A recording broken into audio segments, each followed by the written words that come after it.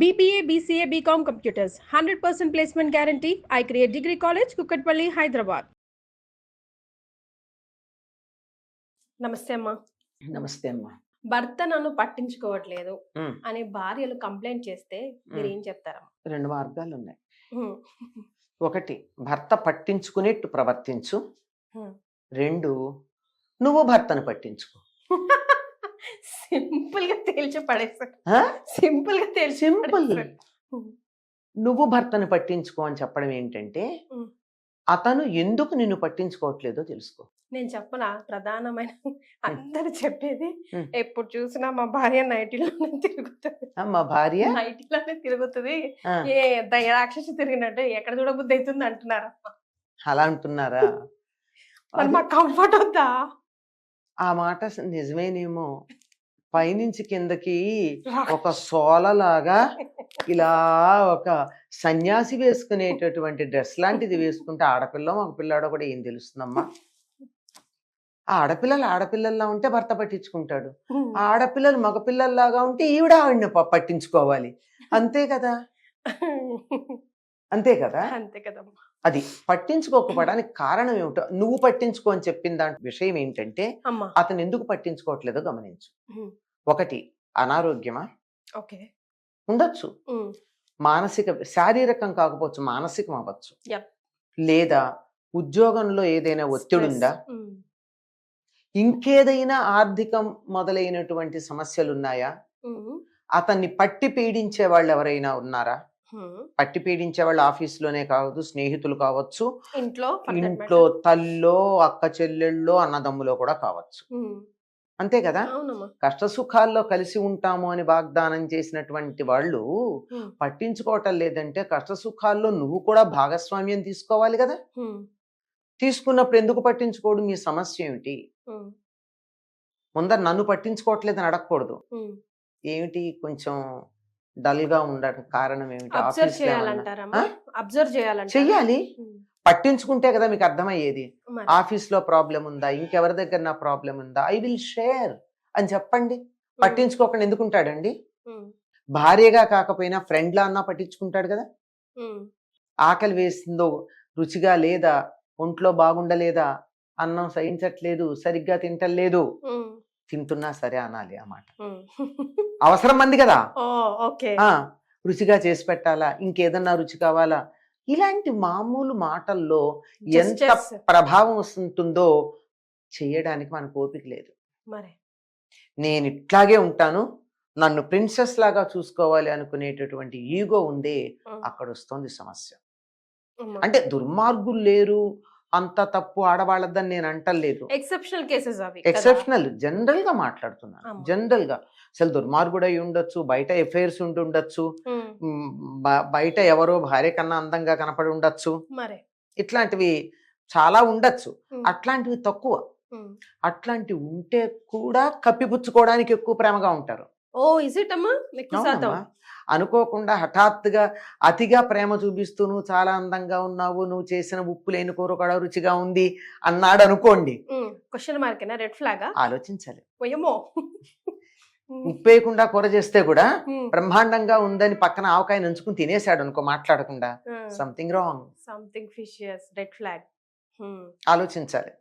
ఎందుకు అతి ప్రేమ ఎక్కడి నుంచో పుట్టుకొస్తుంది, ఎప్పుడు లేని అన్నట్టు. Just cover up, compensatory behaviour. అంచేత తెలివిగా ఉన్నటువంటి వాళ్ళకి, కొంచెం తెలివితో ప్రవర్తించినటువంటి వాళ్ళకి ఇవి సమస్యలు కావమ్మా. అంటే జనరల్ గా మాట్లాడుతున్నాను నేను. ఎక్స్ట్రీమ్ కేసెస్ ఎలాగో ఉంటాయి.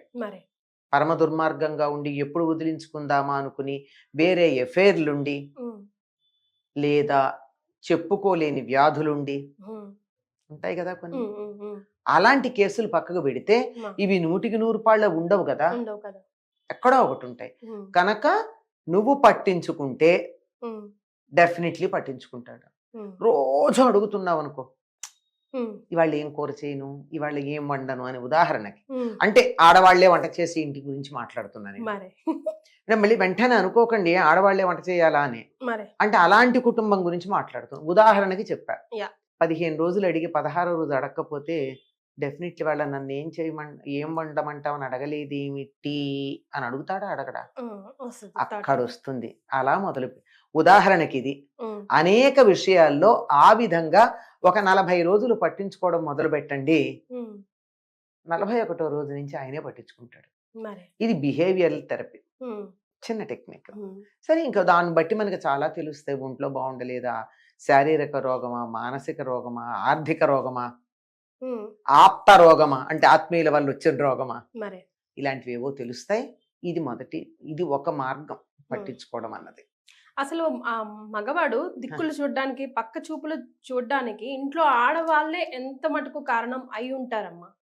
చాలా వరకు ఎక్కడ చెప్తున్న ఎక్స్ట్రీమ్ కేసెస్ కాకపోతే, నువ్వు ఇంట్లో కమ్మగా వండి పెడితే బయట ఫుడ్ ఎందుకు తింటాడు?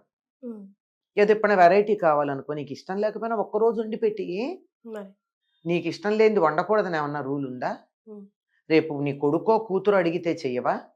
నీకు ఇష్టం లేని పనులు ఆఫీస్లో ఉద్యోగం చేస్తుంటే చెయ్యవా?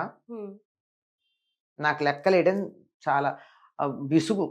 రాయమంటే అంతన్నా రాస్తా, కూడికలు హెచ్చబెతలు చేయమంటే నీ చెయ్యలేను. కానీ ఆఫీస్లో నాకు నెలకి జీతం రావాలంటే కొన్నిసార్లు తప్పనిసరి వాటిని కూడా చేయాల్సి ఉంటుంది.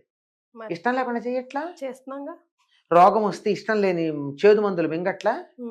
నీకు నీ ఇష్టం కోసం అవతల వాళ్ళు ఎన్ని ఇష్టం లేని పనులు చేశారో ఒకసారి లెక్కేసుకో. మరి అది కానీ ఆలోచించుకున్నట్టయితే అస్సలు సమస్య ఉండదమ్మా. అందువల్ల వస్తుంది ఈ ఈగో అన్నది పక్కన పెట్టి నా చుట్టూనే తిరగాలి అన్నది ఒకటి పెట్టుకోండి. కొంతమందికి అట్లా ఎవరి చుట్టూ తిరిగే అలవాటు ఉండదు. గమనించండి, వాళ్ళ అమ్మ చుట్టూ కూడా తిరగడు, వాళ్ళ అక్క చుట్టూతో కూడా తిరగడు, పిల్లలు పుడితే పిల్లల చుట్టూ కూడా తిరగడు. అది వాడి స్వభావం, అర్థం చేసుకో. అమ్మ చుట్టూ తిరుగుతూ నీతో మాట్లాడకపోతే అప్పుడు సమస్య. అదే. కానీ మగాడు ప్రపంచానికి వేరే అమ్మా, భార్య దగ్గర వేరే. ఇద్దరు అంతే కదా. ఈవెన్ లైక్ వైఫ్ కూడా అంతే. ఆడ మిగతా వాళ్ళకి తను, ముఖ్యంగా హస్బెండ్, ఇప్పుడు కొంతమంది చూస్తే బయట ఎంతో గాంభీర్యంగా అసలు, కానీ ఇంట్లో పెద్దవాళ్ళ అత్తగారు ఫర్ ఎగ్జాంపుల్ ఉంటే అంటారు కూడా, మా దగ్గర మాత్రం పులివి, పెళ్ళాం దగ్గరికి వెళ్తే మాత్రం పిల్లి అంటూ ఉంటారు కదా. బట్ అట్లా అట్లా పెట్టుకోవాలన్న టెక్నిక్స్ కూడా నిజంగా ఆడవాళ్ళ దగ్గర కొన్ని ఉండాలమ్మా. వాళ్ళని కట్టి పడేసేవి ఉండాలమ్మా. ఫర్ ఎగ్జాంపుల్ ఒక 2-3 చెప్పాల్సి వస్తే, ఇప్పుడు నేను చెప్పా కదా, వంట గురించి కావచ్చు, భోజనం గురించి కావచ్చు, నీకు ఇష్టం ఉన్నా లేకపోయినా లవ్, కేరింగ్, ఎఫెక్షన్ అంటారు. అది కాదమ్మా. ఏదో తెచ్చాడు ఎప్పుడో ఒక బట్టలు, అస్సలు ఆ రంగు నచ్చలేదు నీకు, మొహాన్ చెప్తావా బాలేదని? చెప్పలేం కదా. చెప్పలేమని మీరు అంటున్నారు, చెప్పేవాళ్ళు ఉన్నారు. అందుకు మళ్ళీ తాడు, నేను వేసుకుంటానా అలా అన్న వాళ్ళు కూడా మళ్ళీ తాడు కదా, ఊరుకోవాలి. అప్పుడు ఊరుకోవాలి. తర్వాత ఎప్పుడన్నా అడిగితే మీకు ఇది నచ్చిందా అని అనాలి, అవునంటాడు, సరే అని ఊరుకోవాలి. తర్వాత ఎప్పుడో చెప్పాలి, నాకు దీనికన్నా అది నచ్చుతుందని, ఇది బాగుండలేదు అనకూడదు. చిన్న టెక్నిక్ అమ్మా. నాకు ఈ రంగు నచ్చలేదు అనే బదులు దీనికన్నా అదైతే నాకు కొంచెం ఎక్కువ ఇష్టం అనాలి.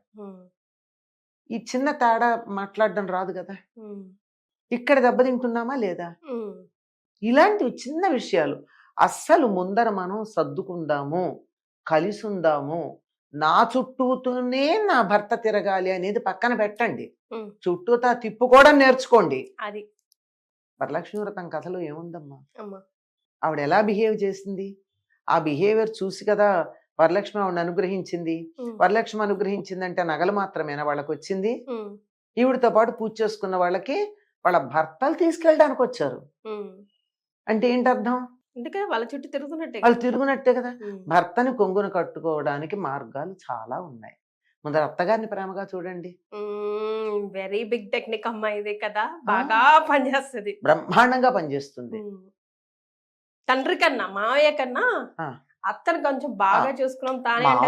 మామగారిని కూడా గౌరవించాలి, మామగారి మాట గౌరవించాలి, అత్తగారిని కూడా భర్త చూస్తుండగా, అంటే మిగిలినప్పుడు ఆవిడ్ని కొట్టి తిట్టి అలా చేయమని కాదు, తను అత్తగారిని బాగా చూసుకుంటున్నట్టు, ఆవిడ్ని గురించి పట్టించుకుంటున్నట్టు భర్తకి తెలియజేయాలి.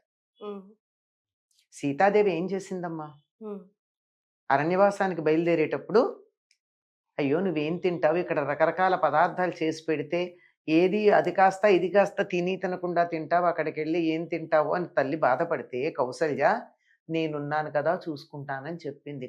ఉమ్, నువ్వు బాధపడద్దు. సూర్యుడి నుంచి వెలుగు దూరం కానట్టుగా నేను రాముడికి దూరం కాను, జాగ్రత్తగా చూసుకుంటాను, నువ్వేమీ బాధపడద్దని చెప్పింది. ఉమ్, మరి అలా ఉండాలి కదా. మరి బాగా అయింది, నిన్ను ఇక్కడ వదిలిపెట్టి నేను మా ఆయన వెళ్తున్నాం అందనుకోండి, ఉమ్. ఏమైపోయింది అనొచ్చు కదా. అనొచ్చు. మేమిద్దరం జామ్ జామ్ అని వెళ్ళిపోతున్నామని చెప్పడం ఒకటి, ఉమ్, నేను బాగానే చూసుకుంటాను, నువ్వు వర్రీ కావద్దత్తా, తెచ్చి నీ కొడుకు నీకు అప్పచెప్తానని చెప్పేది ఎట్లా ఉంది, మరి అది ఒకటి. అలాగే అరణ్యవాసానికి బయలుదేరేటప్పుడు కుంతీదేవి బాధపడుతూ ఉంటే ఉమ్, ఏం చేస్తుందో తెలుసా, ఉమ్, సహదేవుణ్ణి ద్రౌపదికి అప్పచెప్పింది. ఉమ్, ఆకలి తెలియదు, కడుపు చూసి అన్నం పెట్టు అని. ఏం పర్వాలేదంటుంది. కుంతి ఏమంటుంది, నాకు మీ ఎవ్వరేమైనా పర్వాలేదు కానీ అదే ద్రౌపది గురించే సహదేవుడి గురించే నాకు బెంగ అంటుంది. అంటే తన కోడలు అరణ్యవాసానికి వెళ్తోందని బాధపడింది. ఉమ్, అలా అత్తగారు చూసుకుంటే కోడలు ప్రేమగా ఎందుకుండదమ్మా, యా. ఎందుకుండదు. ఉమ్, అలా ఉన్నప్పుడు భర్త తప్పనిసరిగా మా అమ్మ అంటే నా భార్యకి ఇష్టం గనక తప్పనిసరిగా భార్య అంటే ఇష్టపడతాడు. ప్రతి వాళ్ళకి పైకి చెప్పకపోయిన వెరీ రేర్ కేసుల్లో తప్ప మదర్ ఫిక్సేషన్ ఉంటుందమ్మా, ఉమ్, ఉండాలి కూడా. ఉండాలి కూడా. ఉమ్, స్వప్నవాసవదత్తంలో అంటుంది, తల్లిని బాగా చూసుకున్నవాడు భార్యను బాగా చూసుకుంటాడు అని. ఉమ్, అంటే స్త్రీ పట్ల గౌరవం ఉండి తల్లిని గౌరవంగా చూస్తూ ఉంటే తన భార్య కూడా రేపు పొద్దున తన పిల్లలకి తల్లి కదా, యా. బాగా చూడొద్దు చూడాలిగా. అని చెప్పి చూస్తాడు. ఉమ్, అది ఈ చిన్న చిన్న టెక్నిక్స్ ఉంటే బాగుంటాయి. కానీ ఒకప్పుడు పేర్లు చెప్పను కానీ అలాంటి నవలలు చదివి, మిల్స్ అండ్ బోన్స్ ఇంగ్లీష్లో ఉన్న ఆ నవలలు చదివి, కొన్ని సినిమాలు చూసి అలా ఉండాలి, వారానికి ఒకసారి సినిమాకి తీసుకెళ్ళాలి, 10 రోజులకు ఒకసారి అలా పిక్నిక్ తీసుకెళ్ళాలి, అలా బీచ్ల్లో తిరగాలి, అక్కడ తిరగాలి, ఇక్కడ తిరగాలి, అదిగో చార్మినార్, ఇదిగో ట్యాంక్ బండ్ అని భార్యకి చూపించాలని ఎక్స్పెక్ట్ చేస్తారే, అక్కడ వస్తుంది సమస్య. ఉమ్, అది ప్రేమ కాదు. ఉమ్, ప్రేమ అది కాదు. ఉమ్, నీ ముఖం కొద్దిగా వాడిపోయినట్టుంటే ఏమైంది, వాళ్ళ పని ఎక్కువైందా, ఎందుకు అలా ఉన్నావు అని అడగడం, అది ప్రేమ. అంతే కదమ్మా.